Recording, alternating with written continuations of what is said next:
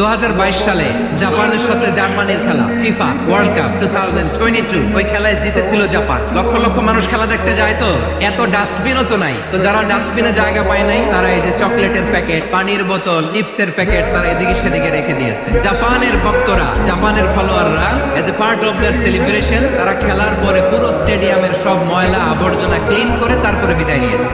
ছোটবেলা থেকে Japan government ওদেরকে এত পরিচ্ছন্নতা শেখায়। ক্লাসে আমি দেখেছি, ক্লাসে নিজের বেঞ্চ নিজে মুছে, নিজের ক্লাসরুমটা নিজে পরিষ্কার করে, রাস্তাঘাটে একটা ধুলা নাই, ময়লা নাই, একটা টিস্যু নাই। খেলার পরে গোটা বিশ্বকে তাক লাগিয়ে দিয়েছে। জাপানের ফ্যানরা সবার রেখে যাওয়া গার্বেজ, টিস্যু, বোতল পরিষ্কার করে তারপরে স্টেডিয়াম থেকে বিদায় নিয়েছে। তাদেরকে কি ক্লিন করার দায়িত্ব দেওয়া হয়েছিল?